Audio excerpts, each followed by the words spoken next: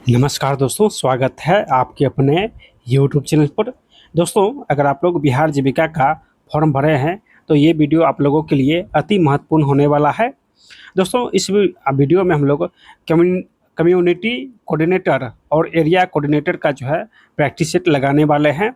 यानी हिंदी में बात करें तो सामुदायिक समन्वयक और क्षेत्रक समन्वयक। ठीक है, तो इस वीडियो में हम लोग प्रैक्टिस सेट नंबर 2 सॉल्यूशन करने वाले हैं। इससे पहले हम लोग प्रैक्टिस सेट नंबर 1 में जो है सारे क्वेश्चन अच्छी तरीके से सॉल्यूशन कर चुके हैं। उसमें सिलेबस भी आपको अच्छे तरीके से समझाए थे। ठीक है, अगर आप लोग पार्ट 1 नहीं देखे तो प्लेलिस्ट बना हुआ है, वहाँ से जाके देख लीजिए। ये लिंक आपको नीचे मिल जाएगा, यहाँ से भी देख सकते हैं। ठीक है, तो एक बार आप लोग ये जो है सेशन शुरू से लेकर लास्ट तक जरूर देख लीजिएगा। सारे क्वेश्चन हम लोग अच्छे तरीके से पढ़ने वाले हैं। अगर आप लोग बिहार जीविका का फॉर्म भरे हैं तो एक बार जरूर इस वीडियो को शुरू से लेके लास्ट तक देख लीजिएगा। आपको यूट्यूब पर कहीं भी जो है न्यू पैटर्न के आधार पर प्रैक्टिस नहीं मिलेगा, सिर्फ हमारे इस यूट्यूब चैनल पर ही मिलेगा। ठीक है, तो जल्दी से इस यूट्यूब चैनल से आप लोग जुड़ जाइए। ठीक है, तो सबसे पहले आपको सिलेबस जो है वो देखना चाहिए। ठीक है, कि बिहार जीविका का जो है वो सिलेबस क्या है। यहाँ पे बिहार जीविका का सिलेबस जो है कम्युनिटी कोऑर्डिनेटर और एरिया कोऑर्डिनेटर का दोनों का सिलेबस सेम है। सिर्फ जो यहाँ पे देखिए, यहाँ पे जो 20-20 क्वेश्चन पूछा जाएगा वो पोस्ट के हिसाब से मान के लिए कम्युनिटी कोऑर्डिनेटर और एरिया कोऑर्डिनेटर का जो है 20-20 क्वेश्चन आपको अलग से रहेगा, जो कि लेवल सेम है। थोड़ा सा जो है लेवल अप रहेगा, थोड़ा सा लेवल डाउन रहेगा, लेकिन सिलेबस दोनों का सेम है। उसके बाद अगर बात करें तो मैथ का क्वेश्चन 12 रहेगा, रीजनिंग का क्वेश्चन 11 रहेगा, जीके जीएस और करंट अफेयर्स का क्वेश्चन 17 रहेगा और कंप्यूटर का क्वेश्चन 10 रहेगा। यानी टोटल क्वेश्चन 70 क्वेश्चन आपको पूछा जाएगा 80 मिनट में। 80 मिनट में आपको 70 क्वेश्चन बनाना है। तो हम लोग इस वीडियो में टोटल 70 क्वेश्चन इस वीडियो में सॉल्यूशन करने वाले हैं विस्तृत हल के साथ। तो आप लोग वीडियो को लास्ट तक बने रहिएगा, ये सेशन बहुत ही महत्वपूर्ण होने वाला है आप लोगों के लिए। ठीक है, अगर आप लोग पार्ट 1 नहीं देखें तो पार्ट 1 जरूर देख लीजिएगा। इस वीडियो में हम लोग सेट नंबर 2 जो है वो सॉल्यूशन करने वाले हैं। बहुत ही अच्छा सेशन होने वाला है। तो चलिए सेशन स्टार्ट करते हैं। उससे पहले सभी लोग जल्दी से इस वीडियो को लाइक कर दीजिएगा और जो भी साथी नए हैं चैनल को सब्सक्राइब कर लीजिएगा, ताकि नेक्स्ट वीडियो जैसे ही अपलोड होगा उसका नोटिफिकेशन जो है आप लोग को मिल सके। तो सभी लोग प्लीज़ आप लोगों से निवेदन है कि सब्सक्राइब जो है वो जरूर कर लीजिएगा। ठीक है, ताकि हर वीडियो का नोटिफिकेशन जो है आप लोग को मिल सके। तो चलिए सेशन स्टार्ट करते हैं। अगर आप लोग को किसी भी बुक का PDF चाहिए तो टेलीग्राम ज्वाइन कर सकते हैं, लिंक आपको नीचे मिल जाएगा। ठीक है, चलिए सेशन स्टार्ट करते हैं। ठीक है, आपको टेलीग्राम लिंक जो है नीचे मिल जाएगा। सभी लोग चैनल को सब्सक्राइब करके बेल आइकन ऑन कर लीजिएगा, ताकि नोटिफिकेशन जो है वो तुरंत जो है आप लोग को मिल सके। चलिए स्टार्ट करते हैं। सबसे पहले जीके का हम लोग सोल्यूशन करेंगे। 17 क्वेश्चन जो जीके से पूछा जाएगा वो 17 क्वेश्चन हम लोग अच्छे तरीके से सोल्यूशन करेंगे। तो चलिए क्वेश्चन क्या है, देखिए। पेन ट्रांसलेट पुरस्कार 2025 की विजेता कौन चुनी गई है? पेन ट्रांसलेट पुरस्कार 2025 की विजेता कौन चुनी गई है? ठीक है, तो जल्दी से इसका आंसर बताइए। तो दोस्तों इसका जो है आंसर हो जाएगा गीतांजलि श्री। गीतांजलि श्री को जो है पेन ट्रांसलेट पुरस्कार 2025 दिया गया है। तो इसका आंसर ऑप्शन नंबर डी हो जाएगा। ऑप्शन जो है डी हो जाएगा। ये पुरस्कार जो है कौन देता है? तो दोस्तों लंदन स्थित मानवाधिकार संगठन ये पुरस्कार देता है। और 2025 में टोटल 14 पुस्तकों को जो है ये पुरस्कार मिला है। ठीक है, जिसमें भारतीय पुस्तक गीतांजलि श्री को भी ये पुरस्कार मिला है। ठीक है, तो इसका आंसर ऑप्शन नंबर डी हो जाएगा। चलिए सारे क्वेश्चन महत्वपूर्ण है, तो एक बार आप लोग सिलेबस जो है यहाँ से जरूर देख लीजिएगा। चलिए देखिए, अगला क्वेश्चन है कि 25 जुलाई 2025 को बी नारायण को जेपी बिरला स्मृति पुरस्कार से सम्मानित किया गया है। वर्तमान में वे किस संगठन के अध्यक्ष है? यानी बी नारायण जो है ये वर्तमान में किस संगठन के अध्यक्ष है जिसे जेपी बिरला स्मृति पुरस्कार से सम्मानित किया गया है? तो दोस्तों ये इसरो के अध्यक्ष है। इसरो के अध्यक्ष है, इसको याद रखिएगा। इसरो के अध्यक्ष कौन है? तो बी नारायण है। ठीक है, और इसरो का स्थापना कब हुआ था? तो 1969 को हुआ था। 1969 को इसरो का स्थापना हुआ था। इसको भी आप लोग ध्यान रखिएगा। चलिए नेक्स्ट क्वेश्चन है कि राष्ट्रीय खेल पुरस्कार 2024 में मेजर ध्यानचंद खेल रत्न पुरस्कार से किसे सम्मानित नहीं किया गया है? यानी मेजर ध्यानचंद खेल रत्न पुरस्कार किसको नहीं मिला है? तो दोस्तों टोटल 4 व्यक्ति को मेजर ध्यानचंद खेल पुरस्कार मिला है। टोटल 4 व्यक्ति को। इसमें जो है अमन सरावत को नहीं मिला है। अमन सरावत को नहीं मिला है, जबकि डी गुकेश को मिला है, हरमनप्रीत सिंह को मिला है, मन्नू भाकर को मिला है और एक नाम और है प्रवीण कुमार। प्रवीण कुमार को भी जो है वो मेजर ध्यानचंद पुरस्कार मिला है। ठीक है, ये 4 व्यक्ति को मेजर ध्यानचंद पुरस्कार मिला है। तो इसका आंसर हो जाएगा अमन सरावत को ये पुरस्कार नहीं मिला है। ठीक है, तो इसका आंसर ऑप्शन नंबर ए हो जाएगा। चलिए, नेक्स्ट क्वेश्चन है कि 11वें राष्ट्रीय हथकरघा दिवस के अवसर पर किस मंत्रालय के द्वारा हॉट ऑन हिल्स पहल शुरू की गई है? यानी हथकरघा दिवस के अवसर पर किस मंत्रालय के द्वारा हॉट ऑन हिल्स पहल शुरू की गई है? तो दोस्तों ये वस्त्र मंत्रालय के द्वारा जो है हॉट ऑन हिल्स पहल शुरू की गई है। किसके द्वारा? तो वस्त्र मंत्रालय के द्वारा। ठीक है, राष्ट्रीय हथकरघा दिवस ये कब मनाया जाता है? तो 7 अगस्त को जो है राष्ट्रीय हथकरघा दिवस मनाया जाता है। इसको भी आप लोग ध्यान रखिएगा। ठीक है, और ये पहल शुरू किसने किया है? तो दोस्तों केंद्रीय वस्त्र मंत्री गिरिराज सिंह ने जो है इस योजना को स्टार्ट किया है। ठीक है, चलिए नेक्स्ट क्वेश्चन है कि भारत में किस वर्ष में राष्ट्रीय काम के बदले भोजन कार्यक्रम शुरू किया गया था? यानी भारत में किस वर्ष राष्ट्रीय काम के बदले भोजन कार्यक्रम शुरू किया गया था? तो जल्दी से बताइए। तो दोस्तों ये 2004 में राष्ट्रीय काम के बदले भोजन कार्यक्रम शुरू किया गया था। इसी को जो है 2005 में जो है नरेगा के तहत जो है नरेगा में शामिल कर दिया गया। जबकि नरेगा का जो फुल फॉर्म होता है राष्ट्रीय ग्रामीण रोजगार गारंटी अधिनियम। इसी में जो है राष्ट्रीय काम के बदले भोजन को शामिल कर दिया गया था। यानी नरेगा 2005 में आया था, इसमें जो है इस योजना को शामिल कर दिया गया। फिर नरेगा को मनरेगा कब किया? तो 2009 में। नरेगा को मनरेगा 2009 में कर दिया गया था। इसको भी आप लोग ध्यान रखिएगा। यानी महात्मा गांधी राष्ट्रीय रोजगार गारंटी अधिनियम कब किया था? तो 2019 में। ठीक है, तो इसका आंसर हो जाएगा ऑप्शन बी। 2004 में जो है राष्ट्रीय काम के बदले भोजन कार्यक्रम शुरू हुआ था। चलिए नेक्स्ट क्वेश्चन देखते हैं। क्वेश्चन है कि भारत सरकार ने राष्ट्रीय मधुमक्खी पालन एवं शहद मिशन नाम की एक नई केंद्रीय क्षेत्र योजना को मंजूरी दी है, जो डैश क्रांति से जुड़ी है। राष्ट्रीय मधुमक्खी पालन एवं शहद मिशन किस योजना से जो है संबंधित है? तो दोस्तों ये मिष्ठान योजना से संबंधित है राष्ट्रीय मधुमक्खी पालन और शहद मिशन। ठीक है, तो इसका आंसर ऑप्शन नंबर बी हो जाएगा। ऑप्शन इसका जो है बी हो जाएगा। दोस्तों राष्ट्रीय मधुमक्खी पालन और शहद मिशन ये कब लॉन्च हुआ था? तो ये 2020 में लॉन्च हुआ। 2020 में ये जो योजना है ये लॉन्च हुआ था। इसको भी आप लोग ध्यान रखिएगा, 2020 में लॉन्च हुआ था। चलिए नेक्स्ट क्वेश्चन कि बारदौली सत्याग्रह भारत के किस प्रांत में शुरू हुआ था? बारदौली सत्याग्रह भारत के किस प्रांत में शुरू हुआ था?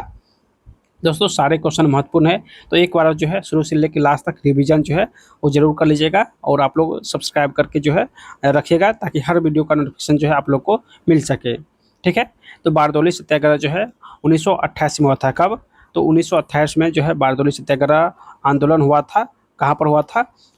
तो दोस्तों ये गुजरात में हुआ था। गुजरात में बारदौली सत्याग्रह आंदोलन हुआ था। यहीं पर जो है सरदार का उपाधि जो है सरदार वल्लभ भाई पटेल को मिला था। ठीक है, सरदार की उपाधि सरदार वल्लभ भाई पटेल को मिला था। ठीक है, तो इसका आंसर ऑप्शन नंबर ए हो जाएगा। कहाँ पर हुआ था? गुजरात में। नेक्स्ट क्वेश्चन है कि 1857 के विद्रोह को भारत के प्रथम स्वतंत्रता संग्राम की संज्ञा किसने प्रदान की थी? यानी 1857 का जो विद्रोह हुआ था उसमें भारत का प्रथम स्वतंत्रता संग्राम की संज्ञा किसने कहा था? तो दोस्तों ये बी डी सावरकर ने कहा था। बी डी सावरकर ने कहा था। तो इसका आंसर ऑप्शन नंबर डी हो जाएगा। दोस्तों 1857 का जो क्रांति हुआ था वो किसने जो है सबसे पहले विद्रोह किया था? तो मंगल पांडे, जो कि 34वीं रेजिमेंट के जो है 34वीं रेजिमेंट के ये पुलिस थे। और इसी ने जो है सबसे पहले आंदोलन स्टार्ट किया था 23 मार्च को जो है इसने आंदोलन स्टार्ट किया था 1857 को। ठीक है, तो इसका आंसर ऑप्शन नंबर बी हो जाएगा। बी डी सावरकर जो है प्रथम स्वतंत्रता संग्राम की संज्ञा दिया था। चलिए नेक्स्ट क्वेश्चन की वर्नाक्यूलर प्रेस अधिनियम भारत के किस वायसराय के शासनकाल के दौरान जो है वो लागू किया गया था? वर्नाक्यूलर प्रेस अधिनियम भारत किस वायसराय के शासनकाल के दौरान जो है ये लागू हुआ था? तो दोस्तों ये 1878 में लॉर्ड लिटन के समय में लागू हुआ था। तो इसका आंसर ऑप्शन ए हो जाएगा। दोस्तों इस अधिनियम का उद्देश्य क्या था? तो भारत में जो पत्र पत्रिकाएं छपता था उसको नियंत्रण करना, और अगले दिन ही इसका जो जब ये लागू हुआ था तो इसके बाद जो है अगले दिन ही कोलकाता में जो है जो एक पत्रिका था अमृत बाजार पत्रिका, ये अगले दिन से जो है अंग्रेजी में छपने लगा। पहले ये बांग्ला भाषा में छपता था, लेकिन जब ये अधिनियम लागू हुआ था उसके बाद अगले दिन से ही जो है इस जो है पत्र को अंग्रेजी भाषा में छापना पड़ा। ठीक है, इसको भी आप लोग ध्यान रखिएगा। अमृत बाजार पत्रिका का संस्थापक कौन है? तो शिशिर कुमार घोष जो है अमृत बाजार पत्रिका का संस्थापक है। ठीक है, और इस योजना को जो है वर्नाक्युलर प्रेस अधिनियम, इसको निरस्त कब किया गया है? तो 1881 में, यानी 1881 में इस अधिनियम को खत्म कर दिया गया। किसके शासनकाल में? तो लॉर्ड रिपन के शासनकाल में। लॉर्ड रिपन के शासनकाल में 1881 में वर्नाक्युलर प्रेस अधिनियम को निरस्त कर दिया गया था। ठीक है, इसको भी आप लोग ध्यान रखिएगा। चलिए, नेक्स्ट क्वेश्चन है कि मोल्दोवा अंतर्राष्ट्रीय सौर गठबंधन यानी ISA का डैश सदस्य बन गया है। यानी मोल्दोवा जो है वो अंतर्राष्ट्रीय सौर गठबंधन का कितना सदस्य बना है? दोस्तों ये 107वां देश बना है। ये 107वां देश बना है। दोस्तों इसका स्थापना जो है वो कहाँ कब हुआ था? तो दोस्तों अंतर्राष्ट्रीय सौर गठबंधन जो है इसका स्थापना 2015 में हुआ था। 2015 में भारत और फ्रांस के सहयोग से हुआ था। भारत और फ्रांस के सहयोग से COP 21 बैठक में इस जो है इस गठबंधन जो है इस अंतर्राष्ट्रीय सौर गठबंधन का जो स्थापना जो हुआ था वो 2015 में हुआ था। और कहाँ पर हुआ था? तो जब COP 21 का सम्मेलन चल रहा था फ्रांस में, तो उस समय हुआ था। और इसका मुख्यालय कहाँ है? तो दोस्तों एकमात्र मुख्यालय जो है वो भारत में है। वो किसका? तो अंतर्राष्ट्रीय सौर गठबंधन का। यानी इसका मुख्यालय भारत के हरियाणा में स्थित है। भारत के हरियाणा राज्य में स्थित है। ठीक है, एक ही जो मुख्यालय है वो भारत में है। ठीक है, तो इसको आप लोग ध्यान रखिएगा। इसका मुख्यालय भारत में है और इसका स्थापना 2015 में हुआ था। वर्तमान में 107 सदस्य है और लास्ट में यानी 107वां सदस्य कौन बना है? तो ये मोल्दोवा बना है। ठीक है, चलिए नेक्स्ट क्वेश्चन देखते हैं। फरवरी 2025 तक प्राप्त जानकारी के अनुसार नेहरू युवा केंद्र संगठन की पहल के तहत कितने युवाओं को व्यावसायिक कौशल में प्रशिक्षित किया जाएगा? यानी कितने युवाओं को व्यावसायिक कौशल में प्रशिक्षित किया जाएगा? तो इसका जो है आंसर हो जाएगा दोस्तों ऑप्शन नंबर डी, 28,275 युवाओं को प्रशिक्षित किया जाएगा। तो इसका आंसर ऑप्शन डी हो जाएगा। दोस्तों ये योजना जो है नेहरू युवा केंद्र संगठन, ये योजना जो है कब आया था? तो 1972 में इस योजना को जो है लॉन्च किया गया था। 1972 में इस योजना को लॉन्च किया गया था। ठीक है, चलिए नेक्स्ट क्वेश्चन है कि बंगाल की खाड़ी अंतर सरकारी संगठन की 13वीं शासी परिषद की बैठक कहाँ आयोजित की गई है? बंगाल की खाड़ी अंतर सरकारी संगठन की 13वीं शासी परिषद की बैठक कहाँ आयोजित की गई है? तो दोस्तों ये कहाँ हुआ है? तो मालदीव के माले में हुआ है। तो इसका आंसर ऑप्शन नंबर सी हो जाएगा। ऑप्शन जो है इसका सी हो जाएगा। इसमें 4 देश शामिल है। कौन कौन सा? तो दोस्तों बांग्लादेश शामिल है, उसके बाद भारत हो जाएगा, उसके बाद मालदीव हो जाएगा।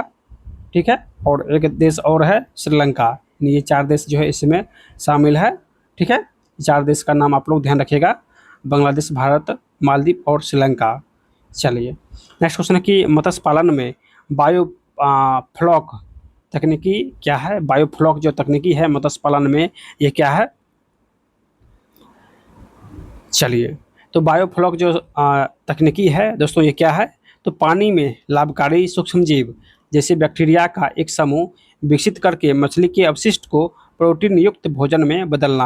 यानी पानी में लाभकारी जो सूक्ष्मजीव होते हैं, बैक्टीरिया होते हैं, उसको उपयोग करके अपशिष्ट करके प्रोटीन युक्त भोजन बनाने के लिए जो है भोजन बनाने के लिए जो है ये बायोफ्लॉक लाभकारी होते हैं। ठीक है, तो इसका आंसर ऑप्शन नंबर बी हो जाएगा। यानी ये मछली के भोजन के लिए जो है प्रोटीन युक्त होते हैं। ठीक है, चलिए नेक्स्ट क्वेश्चन है कि पूर्ण आंतरिक परावर्तन की घटना के लिए आवश्यक शर्त क्या है? पूर्ण आंतरिक परावर्तन की घटना के लिए आवश्यक जो है वो शर्त क्या हो जाएगा? चलिए इसका जो है आंसर हो जाएगा दोस्तों ऑप्शन नंबर ए। यानी पूर्ण आंतरिक परावर्तन कब होता है? जब प्रकाश को सघन माध्यम से विरल माध्यम में ले जाया जाता है और आपतन कोण क्रांतिक कोण से अधिक होता है। जब प्रकाश संघनन से विरल माध्यम जाता है और आपतन कोण क्रांति कोण से अधिक होता है, तो उस समय जो है पूर्ण आंतरिक परावर्तन होता है। इसी पूर्ण आंतरिक परावर्तन के कारण जो है वो रेगिस्तान में जो है मरीचिका बनता है या हीरे चमकता है। किसके कारण? तो पूर्ण आंतरिक परावर्तन के कारण ही जो है रेगिस्तान में जो है वो बालू यानी मरीचिका बनता है, जो है हीरा चमकता है। ठीक है, तो इसका आंसर ऑप्शन नंबर ए हो जाएगा। ऑप्शन जो है इसका ए हो जाएगा। चलिए नेक्स्ट क्वेश्चन है कि मानव कान का कौन सा भाग ध्वनि कंपनों को विद्युत संकेत में परिवर्तित करता है जिन्हें मस्तिष्क द्वारा समझा जाता है? मानव कान का कौन सा भाग ध्वनि कंपनों को विद्युत संकेत में परिवर्तित करता है जिन्हें मस्तिष्क द्वारा समझा जाता है? तो इसका जो है आंसर हो जाएगा दोस्तों ऑप्शन नंबर सी, कर्णवृत्त। कर्णवृत्त हो जाएगा दोस्तों। कर्णवृत्त होता है यानी ये आंतरिक कानों का एक सर्पिला आकार का तरल पदार्थ से भरा हुआ अंग होता है। यानी इसमें तरल पदार्थ भरा हुआ होता है जिसमें हजारों सूक्ष्म संवेदी कोशिकाएं यानी बाल कोशिकाएं इसमें रहता है, जो कि कंपन उत्पन्न करता है जिससे मस्तिष्क तक जो है उस संकेत पहुंच सकता है। ठीक है, तो इसका आंसर ऑप्शन नंबर सी हो जाएगा, जिसमें कर्णवृत्त इसमें जो है गाढ़ा द्रव भरा हुआ रहता है, गाढ़ा द्रव भरा रहता है। ठीक है, चलिए नेक्स्ट है कि स्वतंत्रता अवधि में 1952 में भारत के पहला व्यक्तिगत ओलंपिक पदक किसने जीता है? यानी स्वतंत्रता के बाद 1952 में भारत के लिए पहला व्यक्तिगत ओलंपिक पदक किसने जीता है? तो दोस्तों इसका जो है आंसर हो जाएगा के.डी. यादव ने 1952 में हेलेंस्की, कहाँ? तो हेलेंस्की ओलंपिक में जो है इसने जो है पदक जीता था कुश्ती में। किस खेल में? तो कुश्ती में ये पदक जीता है, कुश्ती में। ठीक है दोस्तों, अगर बात करें तो ओलंपिक जो होता है, अंतर्राष्ट्रीय ओलंपिक जो है ये कब से स्टार्ट हुआ है? आधुनिक ओलंपिक तो ये 1896 में प्रथम ओलंपिक जो है हुआ था। कहाँ पर? तो एथेंस में। कहाँ? एथेंस में। जबकि भारतीय ओलंपिक संघ का स्थापना कब हुआ था? तो भारतीय ओलंपिक संघ का स्थापना 1927 में हुआ था। 1927 में भारतीय ओलंपिक संघ का स्थापना हुआ था, इसको भी आप लोग ध्यान रखिएगा। ठीक है, चलिए नेक्स्ट क्वेश्चन देखते हैं। फिडे महिला विश्व कप 2025 की फाइनल जीतने वाली पहली भारतीय कौन बन गई है? ये क्वेश्चन बहुत ही इंपॉर्टेंट है कि फिडे महिला विश्व कप 2025 की फाइनल जीतने वाली पहली भारतीय कौन बन गई है? तो पहली भारतीय दिव्या देशमुख बन गई है, दिव्या देशमुख बन गई है। तो इसका आंसर ऑप्शन नंबर बी हो जाएगा। दोस्तों फिडे का स्थापना कब हुआ था? तो फिडे का स्थापना जो है 1924 में हुआ था, 1924 में हुआ था। और इसका मुख्यालय कहाँ है? तो इसका मुख्यालय जो है स्विट्जरलैंड में है। स्विट्जरलैंड में इसका जो है मुख्यालय है, इसको भी आप लोग ध्यान रखिएगा। और इसका स्थापना 1924 में हुआ था। और पहला भारतीय महिला कौन बना? तो दिव्या देशमुख बना है। ठीक है, चलिए यहाँ से दोस्तों क्वेश्चन जो है मैथ और रीजनिंग का क्वेश्चन जो है वो स्टार्ट होता है, यानी 40 तक मैथ और रीजनिंग रहेगा। तो हम लोग मैथ और रीजनिंग वो बाद में बनाएंगे, पहले हम लोग 20 क्वेश्चन जो है दोनों पोस्ट का जो पूछा जाएगा वो देख लेते हैं। यानी कोऑर्डिनेटर और जो है एरिया कोऑर्डिनेटर का जो है जो पोस्ट 20 क्वेश्चन के लिए दिया गया है, 40 क्वेश्चन दोनों मिला के वो क्वेश्चन देख लेते हैं, जो कि बहुत ही इंपॉर्टेंट है। ये क्वेश्चन आप लोग मिस मत कीजिएगा। ठीक है, ये क्वेश्चन आप लोग देख लीजिए। और 10 क्वेश्चन दोनों के लिए कंप्यूटर का क्वेश्चन जो है कंप्यूटर का वो दोनों कॉमन है। 10 क्वेश्चन दोनों के लिए कॉमन है, लेकिन जो 20 क्वेश्चन है ये क्वेश्चन आप लोग एक बार जरूर देख लीजिएगा। ठीक है, तो पहले वो क्वेश्चन देख लेते हैं, उसके बाद हम लोग मैथ और रीजनिंग का भी सोल्यूशन करेंगे। ठीक है, चलिए सबसे पहले हम लोग एरिया कोऑर्डिनेटर का देख लेते हैं सारे क्वेश्चन। चलिए क्वेश्चन है कि महात्मा गांधी राष्ट्रीय ग्रामीण रोजगार गारंटी अधिनियम किस श्रेणी के तहत एक योजना है? अभी आपको बताए थे नरेगा से ही मनरेगा बना था। तो मनरेगा कब बना था? तो 2009 में। ठीक है, 2009 में बना था। और नरेगा 2005 में बना था। नरेगा 2005 में बना था। करा 21 श्रेणी के तहत एक योजना है। तो ये केंद्र सरकार की सामाजिक सुरक्षा योजना है। केंद्र सरकार की सामाजिक सुरक्षा योजना है। तो इसका आंसर ऑप्शन नंबर सी हो जाएगा। ऑप्शन जो है इसका सी हो जाएगा। ठीक है, चलिए नेक्स्ट क्वेश्चन देखते हैं। नेक्स्ट क्वेश्चन कि दीनदयाल अंत्योदय योजना राष्ट्रीय ग्रामीण आजीविका मिशन का उद्देश्य क्या है? दीनदयाल अंत्योदय योजना राष्ट्रीय ग्रामीण आजीविका मिशन का उद्देश्य क्या है? तो दोस्तों इसका उद्देश्य है ग्रामीण गरीबों के लिए अस्थायी आजीविका के अवसर पैदा करना। ग्रामीण गरीबों के लिए अस्थायी आजीविका के अवसरों पैदा करना। ठीक है, तो इसका आंसर ऑप्शन नंबर बी हो जाएगा। नेक्स्ट क्वेश्चन है कि प्रधानमंत्री आवास योजना ग्रामीण कामों का उद्देश्य क्या है? प्रधानमंत्री आवास योजना ग्रामीण का मुख्य उद्देश्य क्या है? तो दोस्तों इसका मुख्य उद्देश्य है सभी ग्रामीण परिवारों को 2022 तक पक्का घर उपलब्ध कराना, यानी सभी ग्रामीण परिवारों के लिए 2022 तक पक्का घर उपलब्ध कराना। तो इसका आंसर ऑप्शन नंबर बी हो जाएगा, ऑप्शन जो है इसका बी हो जाएगा। चलिए नेक्स्ट क्वेश्चन है कि प्रधानमंत्री ग्राम सड़क योजना किस लिए है? प्रधानमंत्री ग्राम सड़क योजना किस लिए है? तो दोस्तों ये ग्रामीण क्षेत्रों में कनेक्टिविटी के लिए सड़क बनाना, ग्रामीण क्षेत्र में कनेक्टिविटी के लिए सड़क बनाना हो जाएगा। ठीक है, नेक्स्ट क्वेश्चन कि पीएम किसान का पूरा नाम क्या है? पीएम किसान का पूरा नाम क्या है? तो प्रधानमंत्री किसान सम्मान निधि, प्रधानमंत्री किसान सम्मान निधि हो जाएगा, ऑप्शन जो है इसका सी हो जाएगा। चलिए नेक्स्ट क्वेश्चन कि बिहार में मुख्यमंत्री उद्यमी योजना का उद्देश्य क्या है? बिहार में मुख्यमंत्री उद्यमी योजना का उद्देश्य क्या है? तो दोस्तों इसका उद्देश्य है ग्रामीण उद्यमियों को सहायता प्रदान करना, ग्रामीण उद्यमियों को सहायता प्रदान करना। अगला क्वेश्चन है कि बिहार सरकार के द्वारा सतत जीविकोपार्जन योजना किस लिए है? बिहार सरकार के द्वारा सतत जीविकोपार्जन योजना जो है ये किस लिए है? तो राज्य के अति गरीबी परिवार के लिए, राज्य के अति गरीब परिवार के लिए है। तो इसका आंसर ऑप्शन नंबर बी हो जाएगा। चलिए नेक्स्ट क्वेश्चन है कि कौशल युवा कार्यक्रम किस मिशन के तहत युवाओं को कौशल प्रदान करता है? कौशल युवा कार्यक्रम किस मिशन के तहत युवाओं को कौशल प्रदान करता है? तो ये बिहार कौशल विकास मिशन, बिहार कौशल विकास मिशन के तहत जो है ये कौशल युवाओं को कौशल प्रदान करता है। तो इसका आंसर ऑप्शन नंबर बी हो जाएगा। अगला क्वेश्चन है कि कौन सा एक स्वयं सहायता समूह का तत्व नहीं है? कौन जो है एक स्वयं सहायता समूह का तत्व नहीं है? तो ये बाहरी वित्तीय उत्पाद, बाहरी वित्तीय उत्पाद हो जाएगा, ऑप्शन जो है इसका सी हो जाएगा, ऑप्शन सी हो जाएगा। चलिए अगला क्वेश्चन है कि ग्राम संगठन और क्लस्टर लेवल फेडरेशन को क्या कहा जाता है? ग्राम संगठन और क्लस्टर लेवल फेडरेशन को क्या कहते हैं? तो इसे उच्च स्तर के फेडरेशन कहते हैं, उच्च स्तर के फेडरेशन कहते हैं। नेक्स्ट क्वेश्चन है कि कौन सा ग्रामीण क्षेत्र में प्रचलित एक वित्तीय उत्पाद है? कौन ग्रामीण क्षेत्र में प्रचलित एक वित्तीय उत्पाद है? तो दोस्तों ये हो जाएगा बैंक ऋण, डेबिट कार्ड, बीमा, ये सभी हो जाएगा। तो इसका आंसर ऑप्शन नंबर डी हो जाएगा, उपयुक्त सभी। अगला क्वेश्चन है कि SHG, VO और CLF स्तर पर बुनियादी बही खाता तत्वों में क्या शामिल है?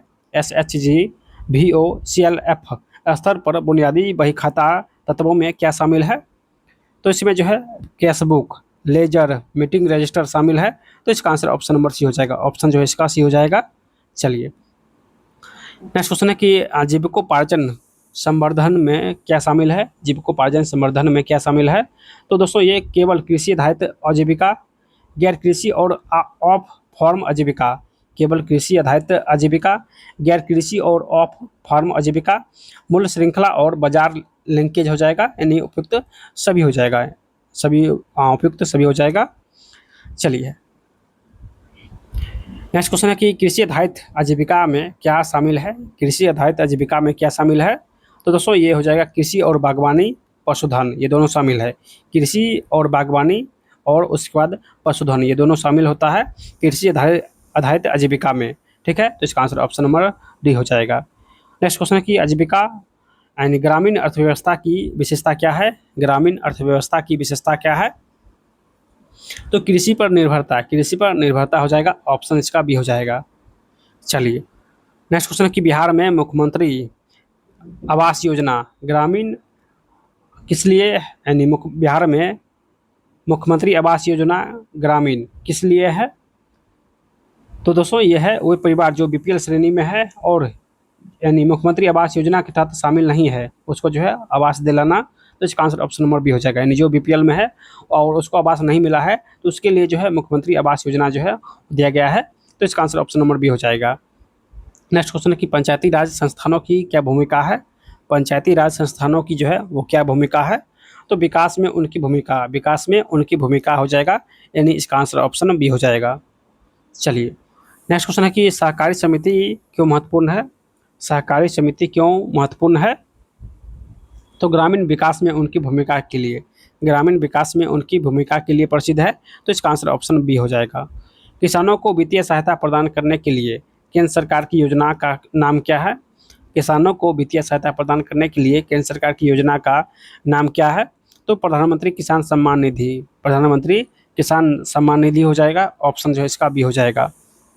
चलिए, नेक्स्ट क्वेश्चन है कि मूल्य श्रृंखला और बाजार लिंकेज का उद्देश्य क्या है? मूल्य श्रृंखला और बाजार लिंकेज का जो है उद्देश्य क्या है? तो इसका जो है उद्देश्य हो जाएगा ऑप्शन नंबर बी, उत्पादों के मूल्य को बढ़ाना और उन्हें बाजार से जोड़ना।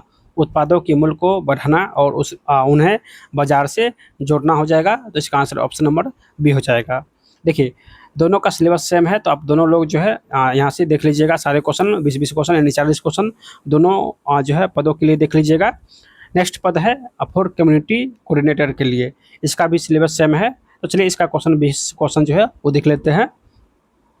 क्वेश्चन है कि ग्रामीण अर्थव्यवस्था की एक प्रमुख विशेषता क्या है? ग्रामीण अर्थव्यवस्था की एक प्रमुख विशेषता क्या है? तो दोस्तों हो जाएगा कृषि और संबंधित गतिविधियों पर प्राथमिकता निर्भरता। कृषि और संबंधित गतिविधियों पर प्राथमिक निर्भरता हो जाएगा, ऑप्शन इसका भी हो जाएगा। ठीक है, चलिए नेक्स्ट क्वेश्चन है कि एक ग्राम संगठन की प्राथमिक भूमिका क्या है? एक ग्राम संगठन की प्राथमिक भूमिका जो है वो क्या है? तो दोस्तों अपने अंतर्गत आने वाले स्वयं सहायता समूह को समर्थन और मजबूती प्रदान करना। अपने अंतर्गत आने वाले स्वयं सहायता समूह को समर्थन और मजबूती प्रदान करना, ये किसका भूमिका है? तो एक ग्राम संगठन की भूमिका है। ठीक है, तो इसका आंसर ऑप्शन नंबर बी हो जाएगा, ऑप्शन जो है इसका भी हो जाएगा। चलिए अगला क्वेश्चन है कि राष्ट्रीय कृषि विकास योजना का मुख्य उद्देश्य क्या है? राष्ट्रीय कृषि विकास योजना का जो है वो मुख्य उद्देश्य क्या है? तो राज्यों को कृषि में सार्वजनिक निवेश बढ़ाने के लिए प्रोत्साहित करना। राज्यों को कृषि में सार्वजनिक निवेश बढ़ाने के लिए प्रोत्साहित करना। तो इसका आंसर ऑप्शन नंबर बी हो जाएगा। चलिए नेक्स्ट क्वेश्चन है कि स्वयं सहायता समूह के संदर्भ में पंचसूत्र निम्नलिखित में से कौन एक शामिल है? यानी पंचसूत्र में कौन एक शामिल है? तो पंचसूत्र में जो है दोस्तों ये साप्ताहिक बैठक और साप्ताहिक बचत ये शामिल है। पंचसूत्र में साप्ताहिक बैठक और साप्ताहिक बचत शामिल है। तो इसका आंसर ऑप्शन बी हो जाएगा। चलिए अगला क्वेश्चन कि बिहार के मुख्यमंत्री आवास योजना ग्रामीण के विशिष्ट लाभार्थी कौन है? बिहार की मुख्यमंत्री आवास योजना ग्रामीण के विशिष्ट लाभार्थी कौन है? तो वे बीपीएल परिवार जो प्रधानमंत्री आवास योजना ग्रामीण के अंतर्गत शामिल नहीं है, यानी जिसको प्रधानमंत्री आवास योजना नहीं मिला है उसको जो है बिहार के मुख्यमंत्री आवास योजना के तहत जो है वो जोड़ा जा रहा है और उसको जो है घर उपलब्ध किया जा रहा है। ठीक है, तो इसका आंसर जो है ऑप्शन बी हो जाएगा। चलिए नेक्स्ट क्वेश्चन है कि कौन जो है ऑफ फॉर्म आजीविका का उदाहरण है? तो ऑफ फॉर्म आजीविका का उदाहरण जो है ऑप्शन इसका सी हो जाएगा। अपने घर पर एक छोटी सी दुकान चलाना। अपने घर पर एक छोटी सी दुकान चलाना जो है ये जो है ये ऑफ फॉर्म का उदाहरण होता है, ऑफ फॉर्म आजीविका का उदाहरण होता है। ठीक है, तो इसका आंसर ऑप्शन नंबर सी हो जाएगा। चलिए त्रिस्तरीय पंचायती राज प्रणाली किसके लिए मौलिक है? त्रिस्तरीय पंचायती राज प्रणाली किसके लिए मौलिक होता है? तो ये विकेंद्रीकृत योजना और ग्रामीण स्वशासन, विकेंद्रीकृत योजना और ग्रामीण स्वशासन हो जाएगा, ऑप्शन जो है इसका सी हो जाएगा। चलिए नेक्स्ट क्वेश्चन है कि केंद्र सरकार की सामाजिक सुरक्षा योजनाओं में अक्सर क्या शामिल होता है? केंद्र सरकार की सामाजिक सुरक्षा योजनाओं में अक्सर क्या शामिल होता है? तो जीवन बीमा, दुर्घटना बीमा और पेंशन। जीवन बीमा, दुर्घटना बीमा और पेंशन शामिल होता है। तो इसका आंसर ऑप्शन सी हो जाएगा। चलिए नेक्स्ट क्वेश्चन देखते हैं। नेक्स्ट क्वेश्चन की सतत जीविकोपार्जन योजना का अल्ट्रा पुअर ग्रेजुएशन दृष्टिकोण क्या है? सतत जीविकोपार्जन योजना का अल्ट्रा पुअर ग्रेजुएशन दृष्टिकोण क्या है? तो ये सबसे गरीब परिवारों को संपत्ति और गहन समर्थन देकर अस्थायी रूप से गरीबों से बाहर निकालना। सबसे गरीब परिवारों को संपत्ति और गहन समर्थन देकर अस्थायी रूप से गरीबी से बाहर निकालना। ठीक है, तो इसका आंसर ऑप्शन बी हो जाएगा। चलिए अगला क्वेश्चन है कि पशुधन आधारित आजीविकाओं की एक प्रमुख विशेषता क्या है? पशुधन आधारित आजीविकाओं की एक प्रमुख विशेषता क्या है? तो इसका आंसर ऑप्शन नंबर बी हो जाएगा। ठीक है, यह आय का एक नियमित स्रोत और पोषण संबंधी सहायता प्रदान करती है। यह आय का एक नियमित स्रोत और पोषण संबंधी सहायता प्रदान करता है। तो इसका आंसर ऑप्शन बी हो जाएगा। चलिए नेक्स्ट क्वेश्चन है कि पशुधन आधारित आजीविका की एक प्रमुख विशेषता क्या है? पशुधन आधारित आजीविका की एक प्रमुख विशेषता क्या है? तो इसका जो है आंसर हो जाएगा ऑप्शन बी। यह आय का एक नियमित स्रोत और पोषण संबंधी सहायता प्रदान करती है। यह आय का एक नियमित स्रोत और पोषण संबंधित सहायता प्रदान करती है, यानी इसका आंसर ऑप्शन बी हो जाएगा। अगला क्वेश्चन है कि एक क्लस्टर स्तरीय संघ का प्रमुख कार्य क्या है?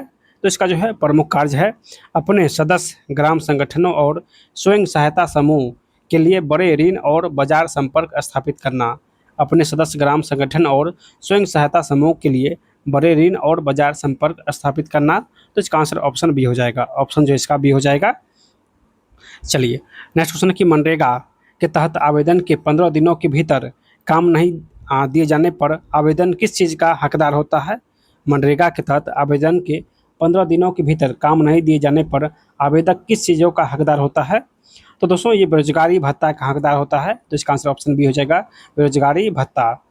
अगला क्वेश्चन है कि दीनदयाल अंत्योदय योजना राष्ट्रीय ग्रामीण आजीविका मिशन का लक्ष्य प्रत्येक ग्रामीण गरीब परिवारों से कम एक महिला को किसमें संगठित करना है? दीनदयाल अंत्योदय योजना राष्ट्रीय ग्रामीण आजीविका मिशन का लक्ष्य प्रत्येक ग्रामीण गरीब परिवार से कम एक महिला को किसमें संगठित करना है?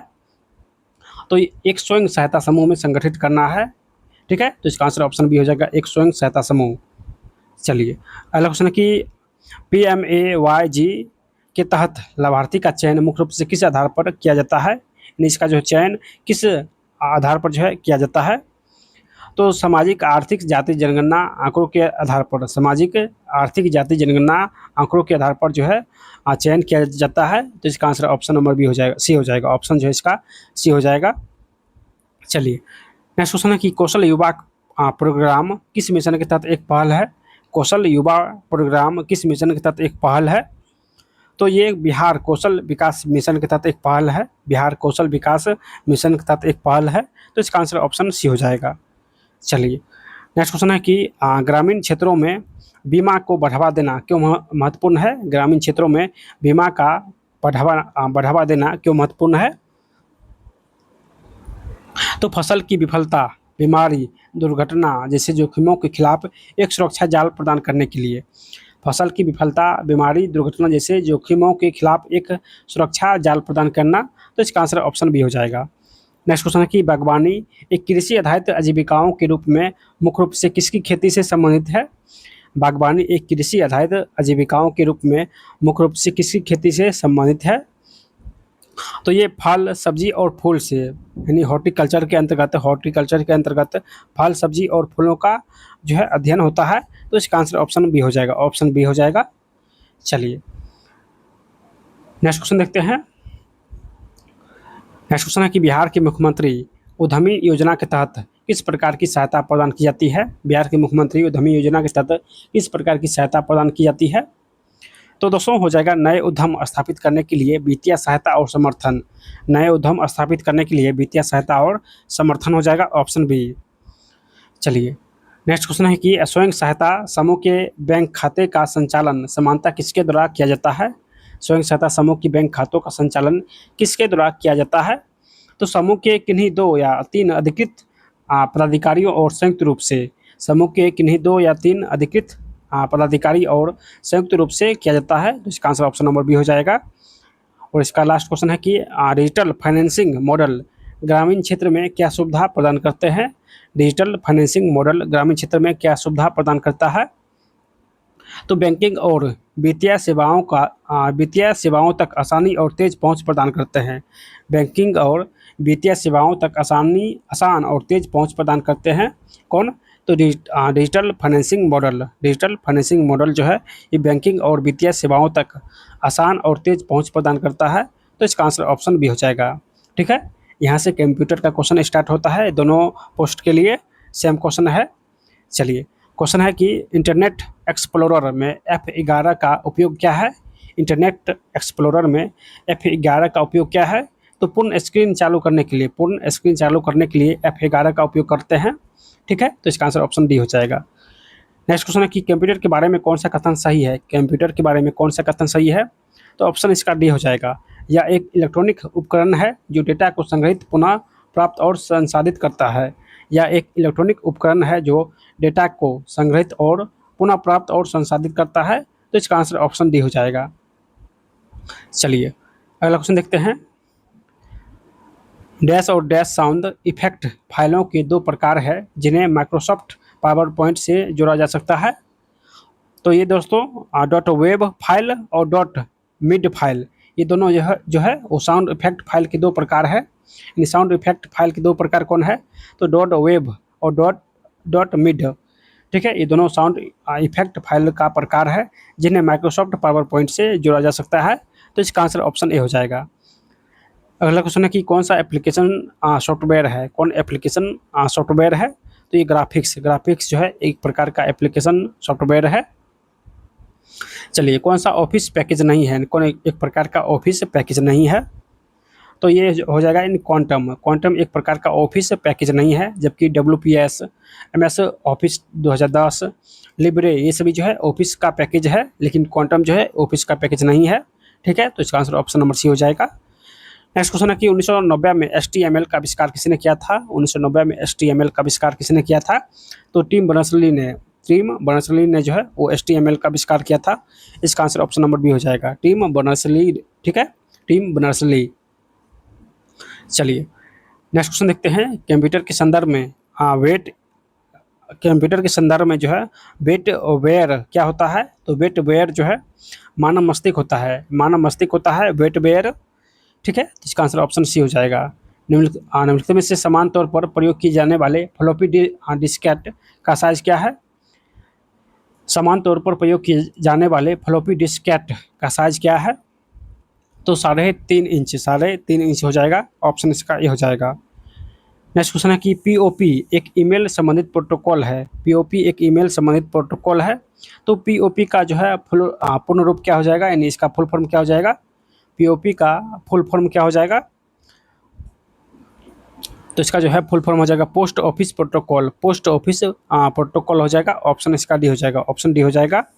ठीक है, और लास्ट क्वेश्चन है कि क्रोम ब्राउजर में दाईं ओर से प्रत्येक खुले टैब में जाने के लिए निम्नलिखित में से किस कीबोर्ड शॉर्टकट का उपयोग करते हैं। क्रोम ब्राउजर में दाईं ओर प्रत्येक खुले टैब में जाने के लिए किस शॉर्टकट का उपयोग करेंगे, तो ये कंट्रोल और टैब का उपयोग करेंगे। कंट्रोल और टैब का उपयोग जो है खुले टैब में जाने के लिए कंट्रोल और टैब का उपयोग करेंगे। ठीक है, ये शॉर्टकट होता है। ठीक है, ये शॉर्टकट है, कंट्रोल प्लस टैब दाबने के बाद जो है आप खुले टैब में जा सकते हैं। ठीक है, तो इसका आंसर ऑप्शन नंबर डी हो जाएगा। चलिए अब हम लोग मैथ और रीजनिंग का भी जो है सलूशन करते हैं। दोस्तों, अगर आप लोग को ये वीडियो अच्छा लग रहा है तो आप लोग प्लीज़ इस वीडियो को अधिक से अधिक शेयर कीजिएगा। ठीक है, आपको फ्री में जो है सारे प्रैक्टिस सेट जो है जितने भी मार्केट में आएगा वो सारे प्रैक्टिस सेट जीविका का हमारे इस यूट्यूब चैनल पर मिलेगा। तो आप लोग अधिक से अधिक जो है इस वीडियो को शेयर कीजिए और सब्सक्राइब कीजिए। ठीक है, ताकि जो भी नेक्स्ट पब्लिकेशन का बुक रिलीज होगा उसका जो है वीडियो आप लोग को तक पहुंच सके। तो सभी लोग चैनल को सब्सक्राइब करके जरूर रखिएगा। ठीक है, चलिए स्टार्ट करते हैं मैथ का क्वेश्चन। चलिए, यहाँ पे जो है क्वेश्चन दिया गया है कि इस पाठ आरेख में किसी निश्चित कंपनी में वार्षिक बजट के विभिन्न क्षेत्र के लिए 7200 करोड़ रुपए का आवंटन किया गया है और इंफ्रास्ट्रक्चर का व्यय क्या हो जाएगा। यहाँ पे देखिए सारे जो है तालिका दिया गया है और यहाँ पे देखिए इंफ्रास्ट्रक्चर का जो है टोटल डिग्री का मान 84.7 डिग्री दिया गया है। तो इसका मान पूछा गया है कितना करोड़ रुपया जो है इसमें आवंटन किया गया है, तो टोटल है 72,700 करोड़ रुपया है और इंफ्रास्ट्रक्चर में कितना है, तो 84.7 डिग्री है। देखिए यहाँ पे डिग्री है तो इसमें 360 से भाग देंगे तो इसका जो है आंसर यहाँ से निकल जाएगा। डिग्री भाग देंगे, यानी डिग्री से प्रतिशत में निकालने से रुपया में निकालने के डिग्री से ही भाग देंगे, तो 360 से भाग देंगे तो एक जीरो से यानी दशमलव उड़ाएंगे तो नीचे जीरो आएगा, तो 2 जीरो से 2 जीरो खत्म, 36 दूना 72 हो जाएगा, 7 दूना 14, 4 दूनी 8, 4 दूनी 8 1 9 और 8 दूना 16 हो जाएगा, यानी 1694 करोड़ हो जाएगा, जो कि ऑप्शन नंबर सी में दिया गया है। ऑप्शन जो इसका सी हो जाएगा। ठीक है, चलिए नेक्स्ट क्वेश्चन देखते हैं। देखिए नेक्स्ट क्वेश्चन है कि चलिए यहाँ से हम लोग जो है खोल लेते हैं। चलिए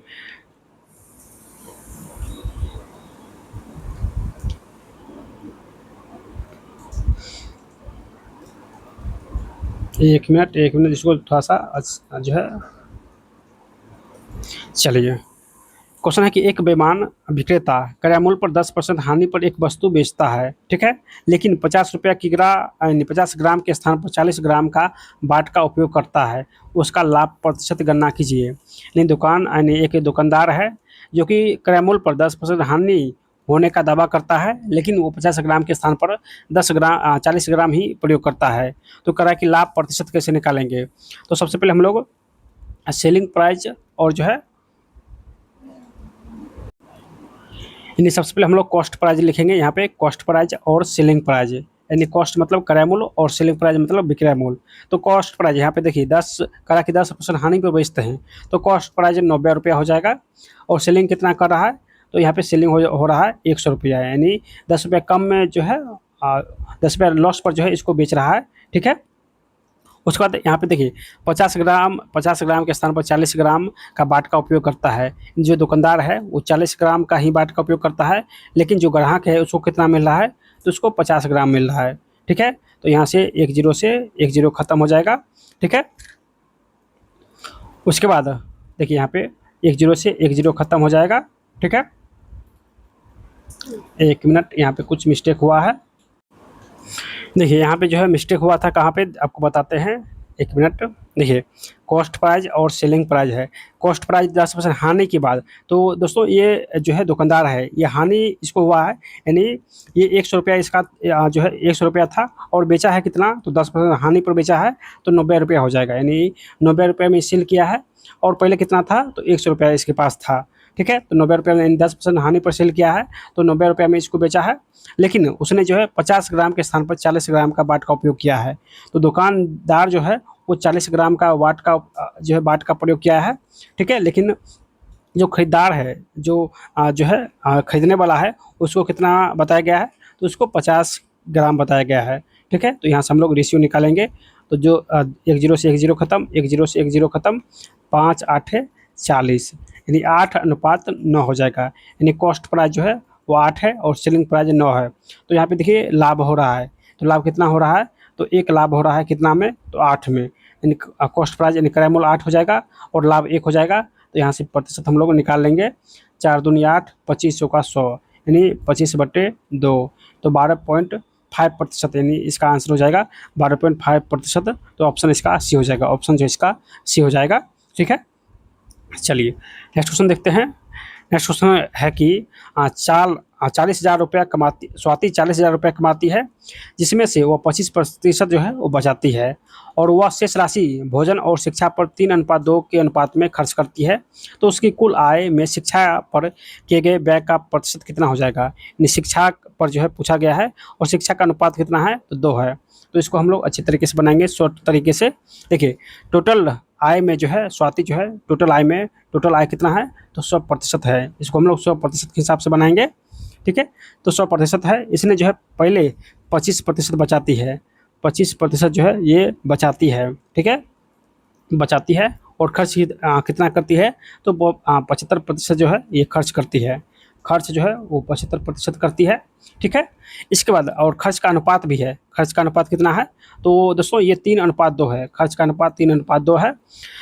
भोजन पर 3 है और शिक्षा पर 2 है।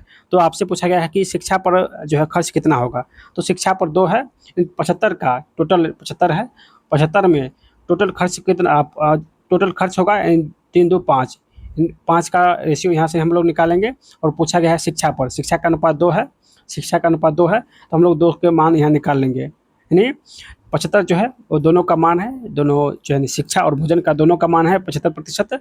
और हमसे पूछा गया कि शिक्षा पर, तो 75/5 हो जाएगा दोनों का, और शिक्षा का मान 2 हो जाएगा। तो 15 बचे 75, 15 दूना 30, 30% यहाँ से आंसर हो जाएगा। शिक्षा पर जो खर्च हो रहा है वो 30% हो रहा है। तो इसका आंसर जो है हो जाएगा ऑप्शन नंबर सी, ऑप्शन जो है इसका सी हो जाएगा। अगर आप लोग रुपया लेकर बनाते हैं तो रुपया से भी बना सकते हैं, या प्रतिशत से बनाते हैं तो प्रतिशत के हिसाब से भी बना सकते हैं, ठीक है। तो शिक्षा पर जो है 30% जो है वो खर्च हो रहा है, ठीक है। चलिए नेक्स्ट क्वेश्चन क्या है, कह रहा कि एक धनराशि 20 महीने के लिए 19.2% की वार्षिक दर से प्राप्त साधारण ब्याज, उसी राशि पर 15 महीने के लिए 11.2% वार्षिक दर से प्राप्त साधारण ब्याज 2920 रुपया अधिक है। तो धनराशि जो है वो क्या हो जाएगा, यानी आपसे पूछा गया है कि धनराशि क्या हो जाएगा। एक 20 महीने के लिए 19.2% की दर से ब्याज देता है। एक 15 महीने के लिए 11.2% की वार्षिक दर की ब्याज वार्षिक दर के हिसाब से ब्याज देता है। ठीक है, और दोनों में अंतर यहाँ पे दिया गया है, दोनों में अंतर भी दिया गया है। तो आपसे मूलधन पूछा गया है, तो सबसे पहले हम लोग एसआई निकालेंगे, यानी चक्रवृद्धि ब्याज। तो एसआई निकालने का फॉर्मूला होता है आरटी होता है। ठीक है, एसआई प्रतिशत निकालने का फॉर्मूला होता है आरटी। तो आर का मान कितना है, तो पहले है 20। जब इसको, ये 20 महीना है, जब इसको 12 से भाग देंगे तो इस साल में आ जाएगा। और इसमें दर कितना है, 19.2% दर है, 19.2%। ठीक है, तो यहाँ से हम लोग 0/0 करेंगे। एक जीरो से एक जीरो खत्म, 2×6 = 12 और 6×3 = 18, 6×2 = 12, यानी 32% जो है वो एसआई निकल जाएगा। ठीक है, ये एसआई फर्स्ट इसको मान लेंगे, एसआई फर्स्ट। ठीक है, और एसआई सेकेंड, एसआई प्रतिशत सेकेंड निकालेंगे, आरटी हो जाएगा। आर का मान कितना है, तो नेक्स्ट देखिए, आर का मान जो है 11.2 है और महीना कितना है, तो 15। तो 15 है, तो इसको साल में बदलने के लिए 12 से भाग देंगे और 11.2% हो जाएगा। दशमलव उड़ाएंगे, बट्टा 10 हो जाएगा। ठीक है, 5×3 = 15, 5×2 = 10, 2×5 = 10, 2×6 = 12, 3×4 = 12 और 4 से भाग देंगे तो 4×1 = 4, जो है 4×4 = 16, यानी 14% जो है यहाँ से निकल जाएगा SI2। यानी चक्रवृद्धि ब्याज 2 जो है 14% है, और SI फर्स्ट वो कितना है, तो 32%। और इसके दोनों का अंतर दिया गया है, दोनों का अंतर कितना है, तो 2920। दोनों का अंतर यहाँ पे देखिए, दोनों का अंतर 2920 है। ठीक है, तो यहाँ से हो जाएगा, यानी दोनों का अंतर 18% हो जाएगा। 32 में से 14 घटाइएगा तो 18% हो जाएगा, और इसका अंतर जो है कितना है, तो 2920 है। तो यहाँ से हम लोग 100% निकालेंगे। तो 100% निकालने के लिए 2920/18 × 100 हो जाएगा, यानी लगभग इसका जो है आंसर हो जाएगा 16,200। यहाँ से निकल जाएगा 16,200 जो है इसका करेक्ट आंसर निकल जाएगा। तो इस प्रकार जो है इसका आंसर ऑप्शन नंबर डी हो जाएगा, ऑप्शन डी हो जाएगा। चलिए नेक्स्ट क्वेश्चन है, देखिए इसका कहा कि एक्स और वाई का मान निकालने के लिए, तो 5x + 3y बट्टे 5x - 3y = 7/10। तो कोनिया कोनी जो है गुना करेंगे, तो 5×3 = 15x हो जाएगा, प्लस 3×3 = 9y हो जाएगा, फिर 7×5 = 35x हो जाएगा, और माइनस यहाँ पे माइनस है तो -7×21 हो जाएगा, 7×21y हो जाएगा। देखिए ये 15x इधर आएगा तो 35 में से 15 घटाएंगे तो 20x हो जाएगा। ये 21 इधर जाएगा तो ये जुट जाएगा, तो ये 30y हो जाएगा, 30y हो जाएगा। ठीक है, तो यहाँ से हम लोग x और y का मान निकालेंगे। तो x और y का मान निकालने के लिए हो जाएगा, देखिए x/y = 30/20 हो जाएगा, 0 से 0 खत्म, यानी 3:2 हो जाएगा। 3:2 जो है x और y का अनुपात निकल जाएगा। तो इस प्रकार जो है इसका आंसर ऑप्शन नंबर डी हो जाएगा, ऑप्शन जो है इसका डी हो जाएगा। चलिए नेक्स्ट क्वेश्चन है, देखिए करा कि 234 मीटर लंबी एक ट्रेन विपरीत दिशा में, यानी एक ट्रेन है जो कि 234 मीटर लंबी है और विपरीत दिशा से 9 किलोमीटर प्रति घंटा की चाल से चल रहे एक व्यक्ति का चाल कितना है, तो 9 किलोमीटर प्रति घंटा, 9 किलोमीटर प्रति घंटा जो कि विपरीत दिशा से आ रहा है, और एक व्यक्ति को 6 सेकेंड में पार कर जाती है, यानी विपरीत दिशा से आती है और 6 सेकंड में ये पार कर जाती है। तो दोस्तों जब विपरीत दिशा से ट्रेन या आदमी आता है तो क्या होता है, तो वहाँ पे चाल जुट जाता है। तो ट्रेन की चाल 234 हो जाएगा और दोनों का चाल जुट जाएगा, ट्रेन का भी और आदमी का भी। तो ट्रेन का चाल अभी पता नहीं है इसलिए एक्स मान लेंगे, और एक मिनट, हाँ ठीक है, ट्रेन का चाल पता नहीं है और आदमी का चाल कितना है, तो 9 किलोमीटर प्रति घंटा है, 9 किलोमीटर प्रति घंटा है। ठीक है, यहाँ से हम लोग, और ये कितना समय में पास करती है, तो 6 सेकंड में पास एक दूसरे को कर जाती है, 6 सेकंड में एक दूसरे को पास कर जाती है।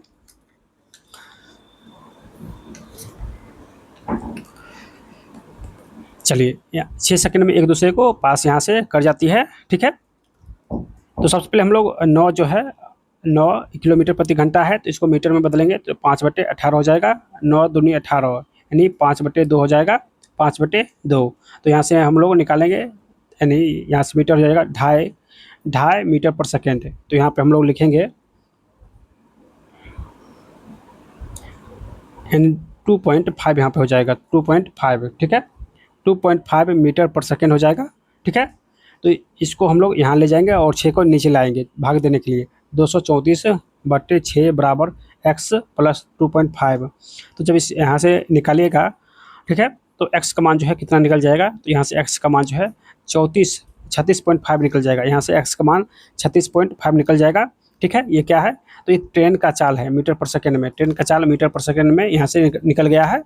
अब कह रहा है, देखिए आगे कह रहा है कि ट्रेन समान दिशा में, अगर ट्रेन समान दिशा में यानी एक दिशा में 23.4 किलोमीटर प्रति घंटा की चाल से चल रहे एक अन्य व्यक्ति को, यानी समान दिशा में चल रहा है और इसका चाल कितना है, तो 23.4 किलोमीटर प्रति घंटा। ठीक है, समान दिशा में चल रहा है, तो एक अन्य व्यक्ति को कितने समय में पास करेगा, यानी इस व्यक्ति को कितने समय में ये जो है ये पास करेगा। तो यहाँ पे जो है जब सेम दिशा में जा रहा है तो यहाँ पे चाल जो है वो घट जाएगा, इन दोनों का चाल घट जाएगा। तो ट्रेन का कुल लंबाई कितना है, तो 234 है, ट्रेन की कुल लंबाई 234 है। ठीक है, और ट्रेन की चाल अभी कितना निकाले हैं, तो ट्रेन की चाल 36.5 निकाले हैं, 36.5 निकाले हैं। ठीक है, उसके बाद जो व्यक्ति है इसका जो है चाल हम लोग यहाँ से निकालेंगे मीटर पर सेकेंड में, 23.4 को मीटर पर सेकेंड में निकालेंगे तो यहाँ से 5/18 हो जाएगा। जब इसको मीटर पर सेकेंड में निकालिएगा तो यहाँ से निकल जाएगा 6.5 मीटर पर सेकेंड निकल जाएगा। तो यहाँ से 6.5 माइनस कर दीजिएगा। ठीक है, तो हो जाएगा 234/30 हो जाएगा। ठीक है, ये जो है चाल, ये टोटल दूरी हो जाएगा, यानी रेलगाड़ी की लंबाई और यहाँ पे चाल निकल गया। ठीक है, चाल दोनों का माइनस करने पर 30 आया है, तो ये मीटर पर सेकेंड में है, तो यहाँ से आंसर हो जाएगा, यानी मीटर से मीटर, मीटर पर सेकेंड है तो मीटर से मीटर खत्म, तो सेकेंड में इसका आंसर आएगा। और कितना आएगा, तो जब भाग दीजिएगा तो 7.8 मीटर पर सेकेंड यानी सेकेंड हो जाएगा। 7.8 सेकेंड में जो है इस व्यक्ति को जो है वो पार करेगा, जो कि 23.4 किलोमीटर प्रति घंटा की चाल से समान दिशा में जा रहा है। यानी इसको पार करने में 7.8 सेकेंड लगेगा, 7.8 सेकेंड लगेगा। ठीक है, तो इसका जो है आंसर हो जाएगा ऑप्शन नंबर सी, ऑप्शन जो है इसका सी हो जाएगा। चलिए नेक्स्ट क्वेश्चन देखिए यहाँ पे, एक मिनट, चलिए यहाँ पे है कि सभी वर्षों में शिक्षित महिलाओं की कुल संख्या, शिक्षित महिला कहाँ है तालिका में, तो शिक्षित महिला यहाँ पे है। देखिए तालिका में शिक्षित महिला का रेशियो यहाँ पे दिया गया है। ठीक है, शिक्षित महिला की कुल संख्या और कुल महिलाओं की संख्या से प्रतिशत ज्ञात कीजिए। और कुल महिला कहाँ है, तो कुल महिला यहाँ पर है और इसका मान यहाँ पे दिया गया है। ठीक है, यहाँ पे दिया गया है, तो इसका जो है प्रतिशत का है निकालने के लिए सबसे पहले हम लोग शिक्षित महिला का प्रतिशत निकालेंगे। तो ये सभी जोड़ेंगे, शिक्षित महिला का योग कितना हो जाएगा, तो दोस्तों ये 5220 हो जाएगा, 5220। और कुल महिला का योग कितना हो जाएगा, एक मिनट, शिक्षित महिला का योग दोस्तों, एक मिनट, यहाँ पे शिक्षित महिला का योग जो होगा वो 4350 होगा, 4350 हो जाएगा। और कुल महिला का योग जो है इसका योग 5220 हो जाएगा, 5220 हो जाएगा। ठीक है, तब यहाँ से आप लोग प्रतिशत निकाल लीजिए, 4350/5220 गुने 100, यहाँ से प्रतिशत आप लोग भाग दे के निकालिएगा तो 0.8333% हो जाएगा, यानी ऑप्शन जो इसका बी हो जाएगा, ऑप्शन इसका बी निकल जाएगा। ठीक है, चलिए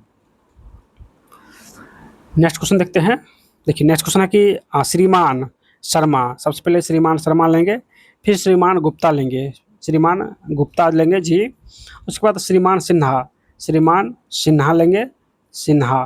ठीक है, किसी व्यवसाय में क्रमशः 4000, 8000 और 6000 रुपया निवेश करता है, 4000 रुपया और ये 8000 रुपया और ये 6000 रुपया निवेश किया है। जबकि 6 महीना बाद श्रीमान शर्मा व्यवसाय छोड़ देता है, यानी श्रीमान जो शर्मा है ये 6 महीना का बाद व्यवसाय छोड़ देता है, 6 महीना तक इस व्यवसाय में रहा। उसके बाद यदि 8 महीने बाद 34,000 रुपये का लाभ हुआ, टोटल 8 महीने तक वर्क चला था, जिसमें 6 महीना तक ही श्रीमान गुप्ता रहा, बाकी ये दोनों 8 महीने तक काम किया, ये दोनों 8 महीने तक काम किया है। और टोटल लाभ कितना है, 34,000 रुपया, टोटल लाभ 34,000 रुपया है। तो यहाँ से हम लोग सबसे पहले निकाल लेंगे, 3 0 से 3 0 खत्म। ठीक है, फिर देखिए 4 से हम लोग भाग देंगे, 4 1 4, 4 दूनी 8, 4 दूनी 8, फिर 2 से भाग दीजिए, 2 3 6, 2 1 2, 2 1 2। ठीक है, तो 3 हो जाएगा, 8 हो जाएगा और यहाँ से 6 हो जाएगा, 3 8 और 6 जो है इसका रेशियो निकल गया। और तीनों का योग जो है कितना दिया गया है, तो तीनों का योग जो है 34,000 है, 34,000 है तीनों का योग है। ठीक है, तो 8 3 11 6, 18 17 11 6 17 हो जाएगा। तो 17 से इसमें भाग दिए तो 2000 हो जाएगा। 2000 यहाँ से जो है रेशियो निकल जाएगा 2000। अब पूछा गया है कि बताइए श्रीमान गुप्ता का हिस्सा क्या हो जाएगा। श्रीमान गुप्ता ये है और इसका रेशियो कितना है तो 3 है। तो 2000 को 3 से गुना करेंगे तो यहाँ से इसका जो है आंसर कितना हो जाएगा।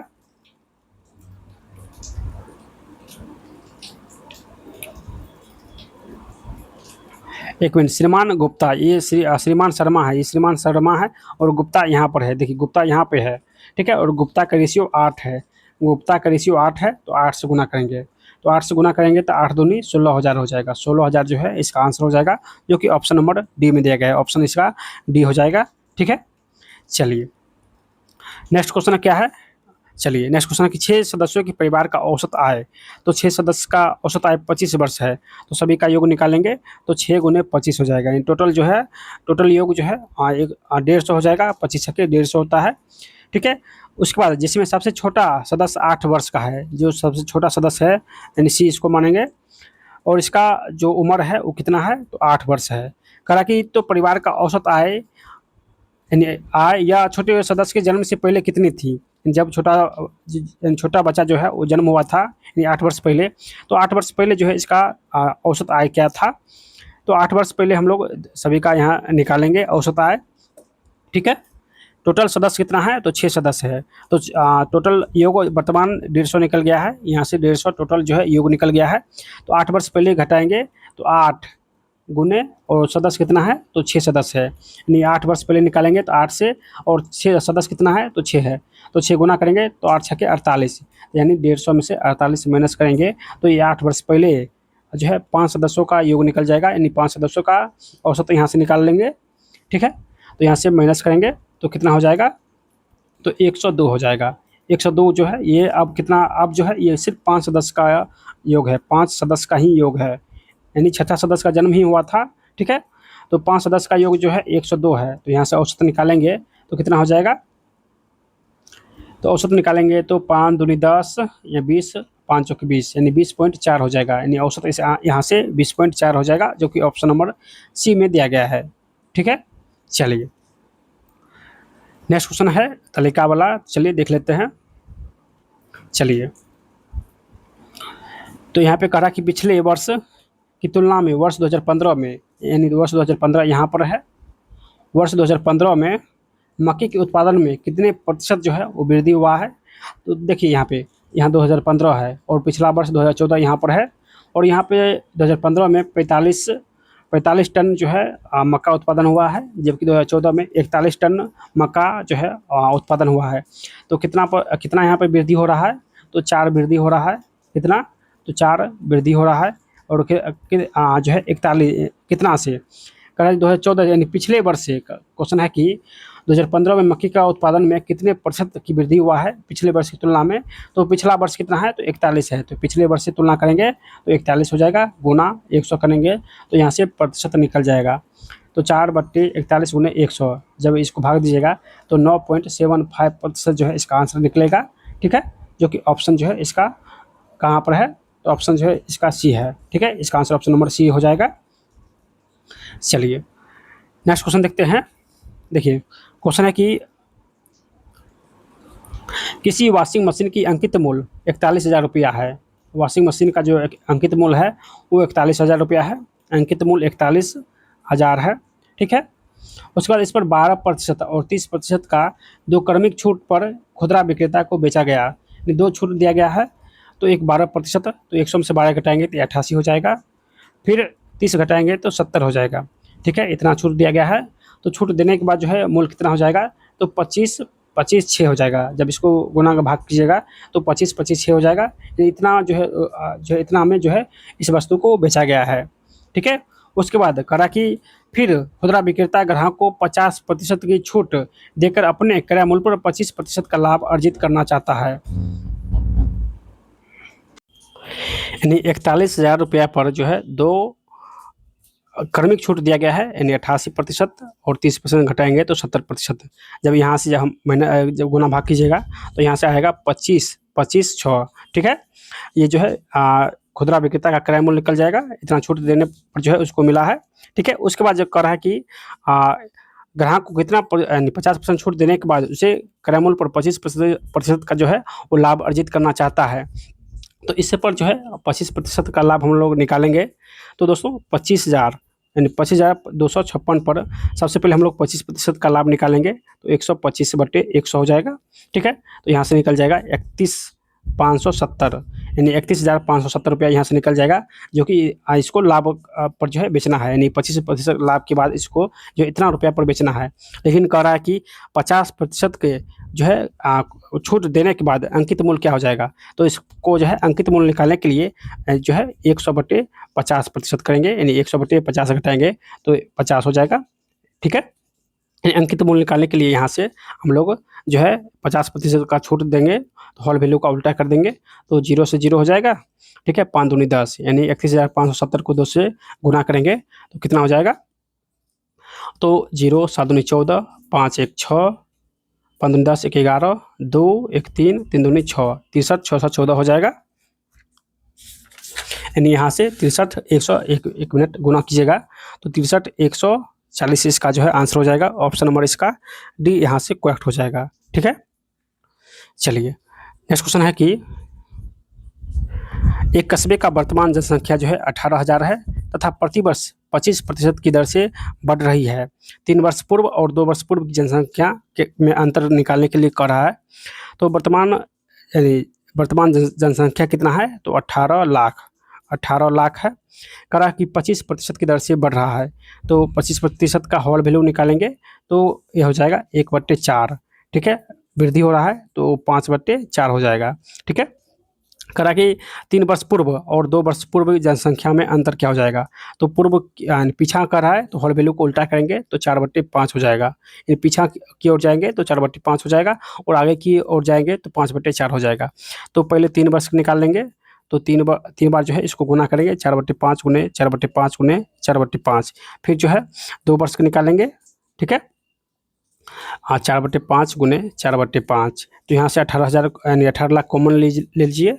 ठीक है, उसके बाद 4 चौक 16, 16 चौक 64 हो जाएगा बटे 125 माइनस 4 चौक 16 बटे 25 हो जाएगा। जब यहाँ से गुना भाग कीजिएगा तो इसका जो है आंसर हो जाएगा, यानी 23,040 इसका आंसर हो जाएगा। 23,040 निकल जाएगा, तो ऑप्शन इसका ए हो जाएगा। चलिए नेक्स्ट क्वेश्चन जो है रीजनिंग यहाँ से स्टार्ट होता है। देखिए सबसे पहले एगो फर्स्ट सोल्यूशन करते हैं, TRE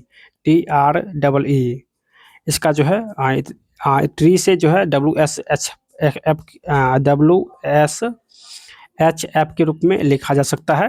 ठीक है, तो यहाँ पे टी में 3 जोड़ा गया है, फिर आर में जो है 1 जोड़ा गया है, फिर ई में जो है 3 जोड़ा गया है और ई में फिर 1 जोड़ा गया है। इसी प्रकार यहाँ भी पहले 3 फिर 1 फिर 3 फिर 1 जोड़ा गया है। तो फिर हम लोग WALL इसमें 3 जोड़ेंगे तो Z हो जाएगा, 1 में 1 जोड़ेंगे तो B हो जाएगा, L में 3 जोड़ेंगे तो O हो जाएगा और L में फिर 1 जोड़ेंगे तो M हो जाएगा, यानी ZBOM हो जाएगा, ZBOM हो जाएगा। ऑप्शन जो है इसका ए हो जाएगा। चलिए नेक्स्ट है, चलिए इसको हम लोग करें कि चिन्ह बदलने के लिए तो 99 है, गुना के स्थान पर क्या देंगे, तो गुना के स्थान पर भाग देंगे तो भाग 33 हो जाएगा।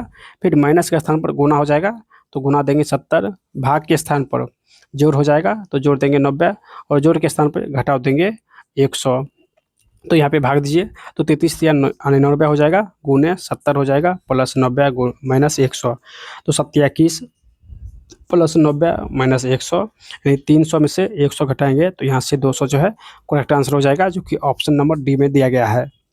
चलिए नेक्स्ट क्वेश्चन देखते हैं। देखिए करा कि यहाँ पे जो है क्या हो जाएगा। ठीक है, तो चलिए इसको देख लेते हैं। देखिए डी से आगे बढ़ा, यहाँ पे देखिए पिछले वाले संख्या को देखिए, के यहाँ पर था तो के आगे बढ़ गया है, तो फिर डी जो है यहाँ पे है तो डी आगे बढ़ जाएगा। ठीक है, उसके बाद देखिए एक्स यहाँ पर था तो एक्स यहाँ पे नीचे आ गया है, तो के यहाँ पर है तो के यहाँ पे आ जाएगा। ठीक है, फिर एक्स जो है वाई यहाँ पर है तो वाई आगे बढ़ गया है, तो यहाँ पे देखिए एक्स है तो एक्स भी यहाँ पे आगे बढ़ जाएगा। ठीक है, इसी प्रकार आगे बढ़ेगा, तो इस प्रकार जो है इसका जो है आंसर हो जाएगा ऑप्शन नंबर ए, ऑप्शन जो है इसका ए हो जाएगा। ठीक है, चलिए नेक्स्ट क्वेश्चन देखते हैं। नेक्स्ट क्वेश्चन है कि 599, 236, 363 के साथ जो संबंध है वो वही संबंध 481, 145 और 336 के बीच है। ठीक है, तो यहाँ पे दिखेगा तो ये दोनों का योग करने पर जो है 599 आ रहा है। फिर 145 और 336 को योग करने पर जो है 481 आ रहा है। तो इसी प्रकार जो है इसका आंसर हो जाएगा ऑप्शन नंबर बी।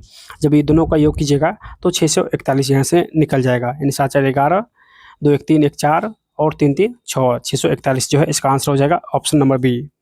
ठीक है, चलिए नेक्स्ट क्वेश्चन देखेंगे। देखिए यहाँ शब्दकोश के हिसाब से जो है अल्फ़ाबेटिकल के हिसाब से हम लोग जो है सबसे पहले कौन सी संख्या आएगा, जिससे मान चलिए A C B D है और यहाँ पे A F G H है। तो यहाँ पे ए दोनों में है, ये फर्स्ट हो जाएगा, ये सेकेंड हो जाएगा, सेकेंड नंबर। तो यहाँ पे देखिए ए और ए दोनों में है, यहाँ पे सी और यहाँ पे एफ है। तो अल्फ़ाबेटिकल के हिसाब से पहले सी आता है तो पहले ए हो जाएगा, उसी प्रकार उसके बाद बी हो जाएगा। ठीक है, उसी प्रकार से इसको भी सजाएंगे तो इसका जो है आंसर हो जाएगा ऑप्शन नंबर सी, 4 1 5 3 2। ठीक है, तो इसका आंसर ऑप्शन नंबर सी हो जाएगा।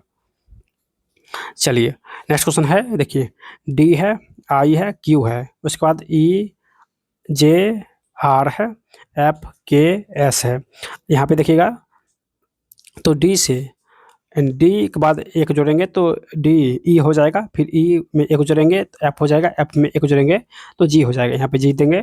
आई, यहाँ पे देखिए आई में एक जोड़ेंगे आई जे के, फिर एल हो जाएगा। जी, यहाँ पे जी में जो है